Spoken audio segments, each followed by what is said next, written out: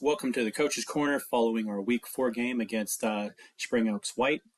I'm going to start this off by playing a video that has sideline sound. This is the first time that I've done that on a Coach's Corner video, but I want not everyone to only watch, but also listen to what you hear and, more importantly, what you don't hear, because I believe that this was really the turning point in our game, and it was something that we could have prevented from happening. So here's the play.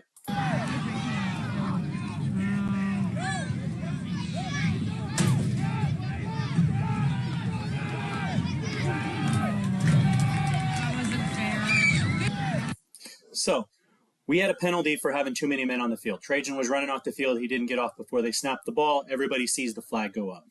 Problem is, no whistles were blown. We have to play to the whistle. If the offense runs the play, they can choose to pick the play instead of the penalty, and that's what happened there. So again, the whistle was never blown. We have to play until the whistle. We can't assume that the play is over. So that thing that I told you to listen for that you won't hear is the whistle. I'm gonna play it back one more time just so you can hear. There is no whistle. We should not have stopped. We should have gone ahead and tackled the ball carrier. Unfortunately, we didn't, and it made a big difference in the game.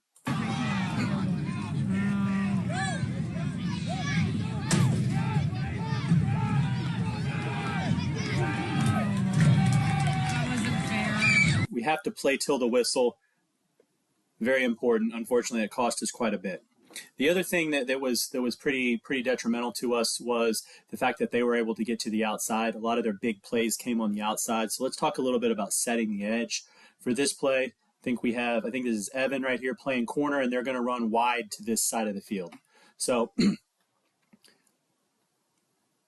when they play here, Evan's got to step up here and force the running back to at least take this angle, even if he's got an angle to the sidelines. Unfortunately, we let him get outside of us. The problem is, once we get outside the corner, there is no defensive help. So that put us in a bad situation. This ends up being a big play. We look at another example. This time we have Trajan out here.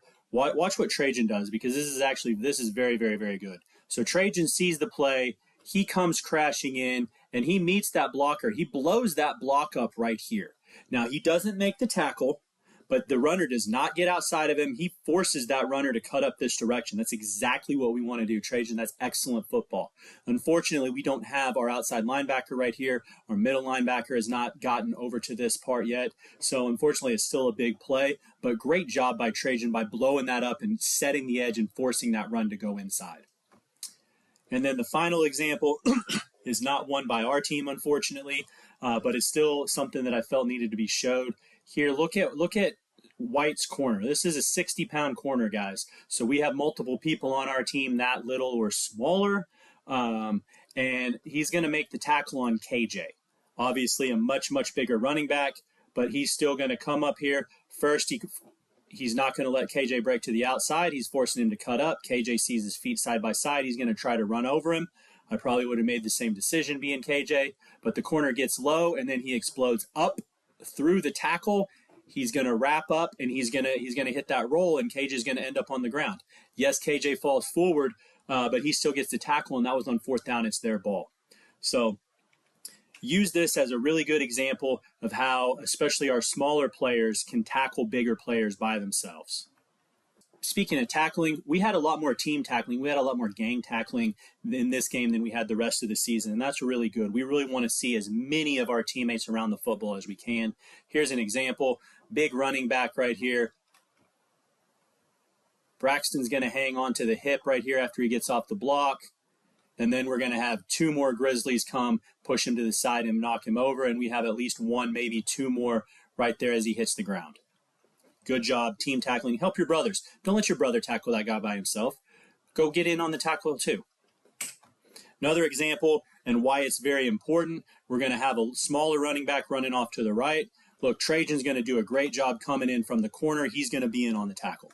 We're going to have KJ get off this block. He's going to be in on the tackle. Those two make the tackle. But as the runner's going to the ground, he's still falling forward.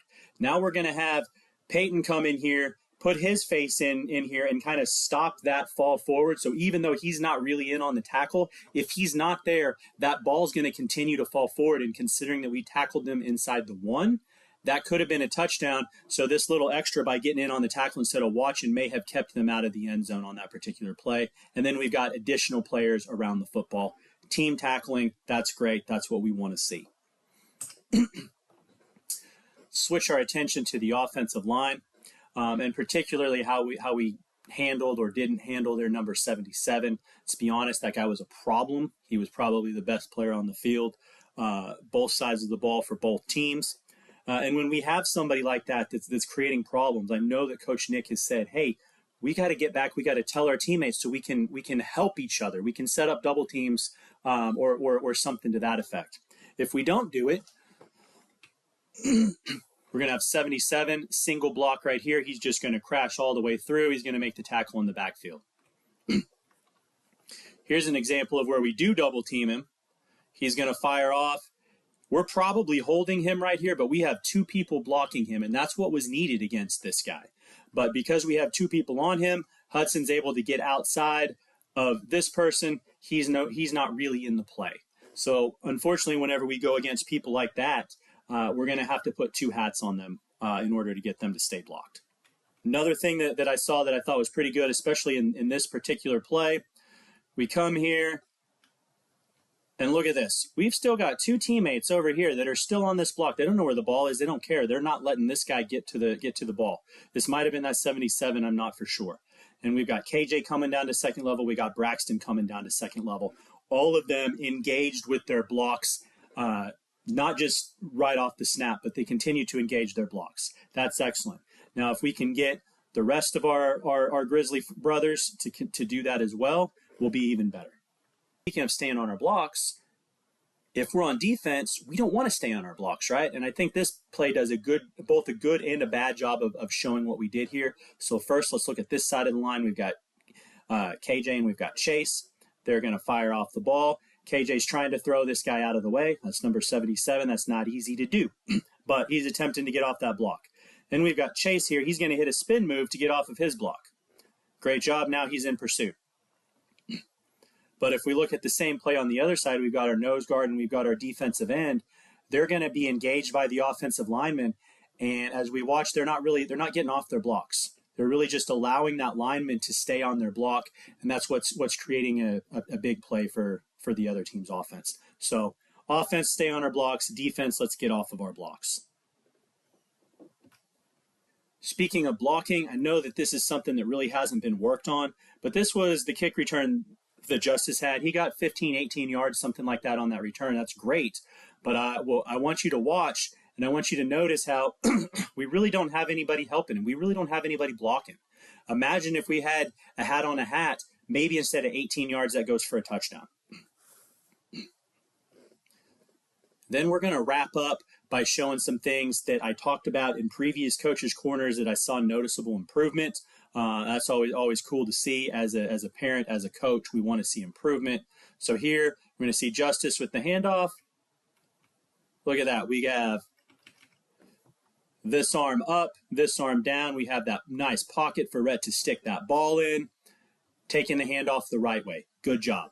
Saw a couple examples of that from multiple running backs. We did still see some basket handoffs as well, but that's improvement. That's what we want to see. Good job.